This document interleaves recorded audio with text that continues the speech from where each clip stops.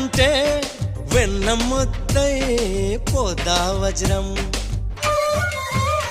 నీ ఛాతీ విఖ్యాతి ఆ తెలుసులే మేలేట నా బుగ్గలో ముటిమకు. నీ నడుము హరివిల్లు కవలలు అని ఆకాశం దిగి వచ్చి పలికిందిలే. చిచ్చర పిడుగై చొచ్చుకుపోతే చిచ్చర పిడుగై చొచ్చుకుపోతే పచ్చని ఆకై విచ్చుకుపోతా. తను నా నెమలి కన్నోడా నా నమిలే చూపోడా.